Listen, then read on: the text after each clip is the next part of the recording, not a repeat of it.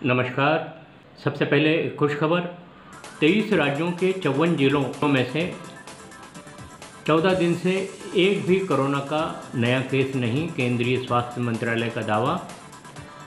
जहां हैं वहीं रहें, केंद्रीय गृह मंत्रालय की मजदूरों को सलाह। एक राज्य से दूसरे राज्य में जाने पर लगी रोक। महाराष्ट्र में अब तक 70,000 से अधिक कोरोना टेस्ट, 95% टेस्ट नेगेटिव। मुख्यमंत्री उद्धव ठाकरे की घोषणा।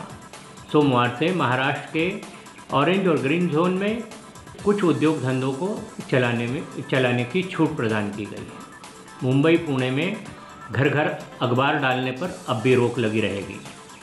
महाराष्ट्र में पूर्व की तरह जिला बंदी, एक जिले से दूसरे जिले में जाने के लिए पाबंदी लगी रहेगी।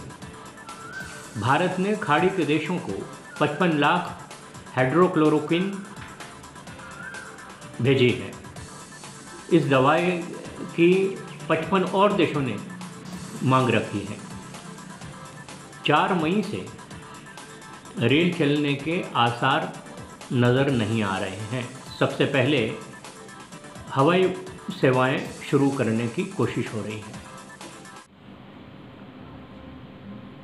अगर मैं आपसे पूछूं कि देश में जो कोरोना का संक्रमण फैल गया है, इसके लिए कौन जिम्मेदार, तो ज़्यादातर लोगों का ये कहना होगा कि देश आज जिस संकट में है उसके लिए तबलीगी जमात जिम्मेदार है। ठीक है ना। लेकिन आज हम आपको बताएंगे कि किस तरह देश के सामने एक झूठ परोसा गया है। असल में भारत में कोरोना फैलाने के लिए जिम्मेदार डॉक्टर खुद है। आप कहेंगे कैसे? तो आइए आज हम आपको उसी चीज़ का खुलासा करते हैं। चाइना में वुहान नाम का शहर है जहां भारत के 23,000 छात्र मेडिकल की शिक्षा ले रहे हैं। चीन के अलावा उज़्बेकिस्तान और रशिया, ये 2 अलग जगह हैं जहाँ पे बहुत सस्ते दरों पे मेडिकल की शिक्षा मिलती है। ये चाइना का नया साल जो है 15 जनवरी से 15 फरवरी तक वहाँ छुट्टी होती है, नया साल शुरू होता है उनका। तो इस साल भी हर साल की तरह 15 जनवरी को छुट्टियाँ लगी और छात्र देश के बाहर जाने लगे, अपने अपने घरों में जाने लगे। भारत में पहला कोरोना का मरीज केरला में पाया गया।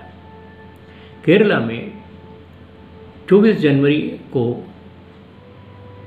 3 छात्र वुहान से आए, जिसमें से एक छात्र बुरी तरह से कोरोना संक्रमित पाया गया। उसके लक्षण उसी तरह लग रहे थे। उस समय केरल में इस तरह की कोई जांच और ये सब सुविधाएं मौजूद नहीं थी। 2 दिन बाद 2 छात्र और वहाँ एडमिट हुए और इन 3 छात्रों में से पहली बार 30 जनवरी को एक छात्र मृत हुआ। तब उसके डायग्नोसिस से पता चला कि वो कोरोना से पीड़ित था। इसी बीच ये सब बच्चे, जो तीनों बच्चे हैं, MBBS की पढ़ाई कर रहे थे वुहान में। यहीं से 18 जनवरी को महामारी कोरोना जो है उसका प्रकोप हुआ वुहान शहर में और करीब 4,000 लोग 18 जनवरी को वहाँ संक्रमित हुए। उसी दिन वहाँ लॉकडाउन घोषित किया गया। वुहान में लॉकडाउन हो जाने के कारण बहुत सारे भारतीय छात्र वहाँ से नहीं निकल पाए, वे वहीं लॉकडाउन में फंसे रहे। लेकिन जो 15 से 18 तारीख के बीच भारत में आए, ऐसे कुछ छात्र इसके बाद पहुंच गए जयपुर में। जयपुर में 2 छात्र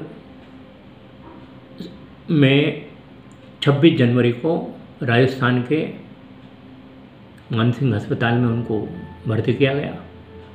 उनके लक्षण बिल्कुल कोरोना से मिलते जुलते थे।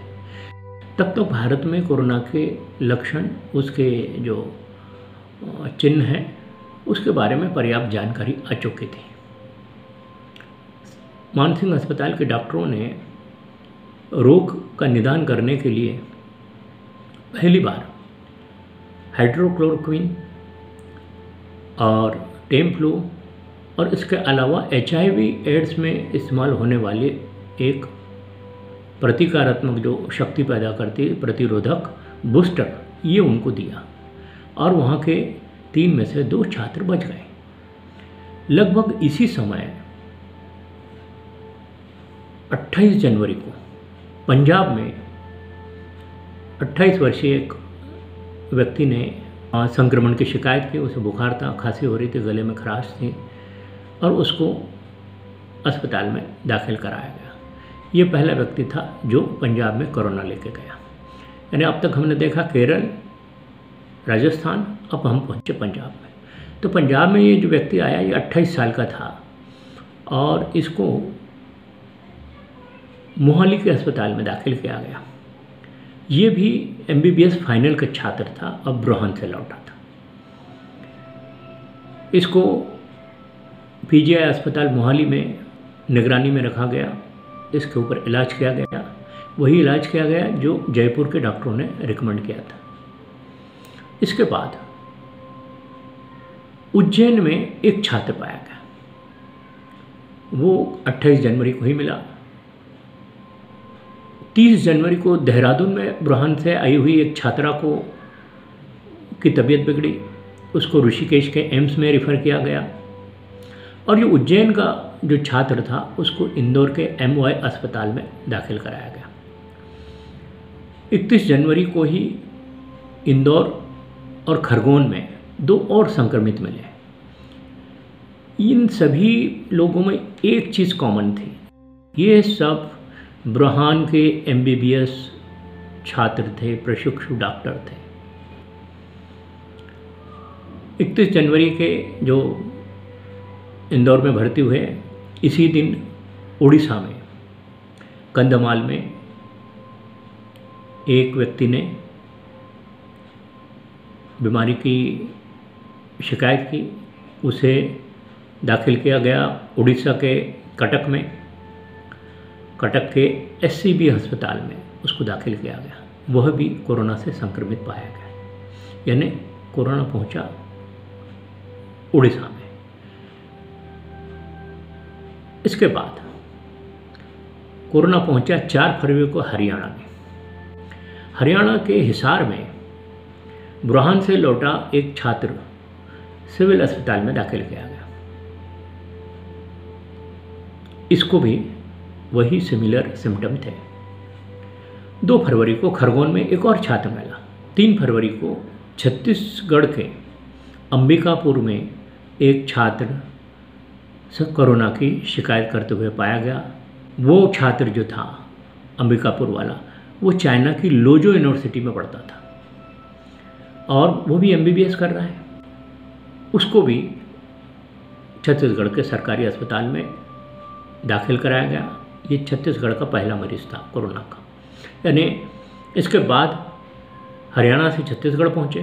फिर इसके बाद अगला जो मिला छात्र वो 2 फरवरी को दोबारा खरगोन से मिला और 6 फरवरी को रोहतक में चीन से लौटा एक छात्र PGI में दाखिल किया गया।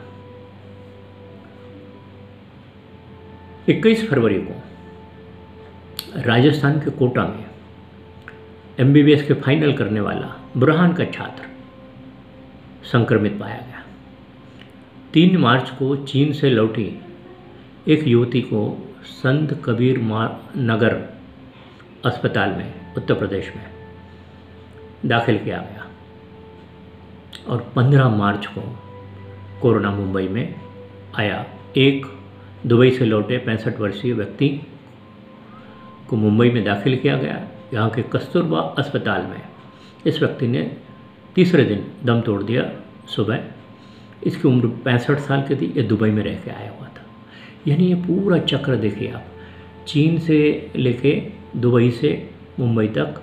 और राज्य देखिए आप, सबसे पहले केरल, फिर राजस्थान, राजस्थान के बाद फिर पंजाब, पंजाब के बाद फिर मध्य प्रदेश के बाद छत्तीसगढ़ के बाद हरियाणा के बाद फिर पंजाब के बाद फिर उड़ीसा, महाराष्ट्र, इस तरह से ये कोरोना पूरा डॉक्टरों ने फैलाया। जो डॉक्टर भारत के ही छात्र हैं और चाइना के वुहान में पढ़ रहे हैं। वुहान एक ऐसा शहर है जैसे पुणे हो गया, कोटा हो गया, बिलासपुर हो गया, चंडीगढ़ हो गया, ये एजुकेशन हब है। यहाँ भारत के 23,000 छात्र पढ़ते हैं अलग अलग संकायों में, और यहाँ की शिक्षा बहुत ही सस्ती है। इसलिए लोग अपने जो संपन्न घर के लोग हैं अपने बच्चों को बाहर पढ़ाने भेजते हैं। तो ये रहा कोरोना का असली चेहरा। हम सबको इन सब चीज़ों से दबा के रखा गया।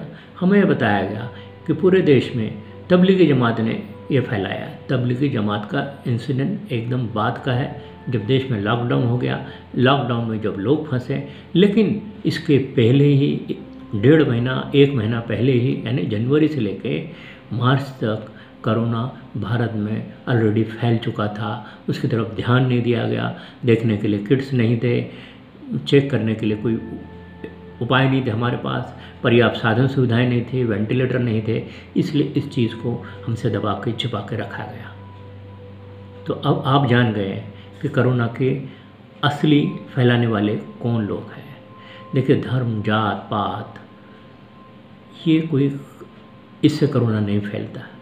आपकी जानकारी के लिए बता दूं, ये जितने छात्र हैं इसमें एक भी छात्र मुस्लिम नहीं है, ये सब हिंदू छात्र हैं। आज के लिए इतना ही। नमस्कार।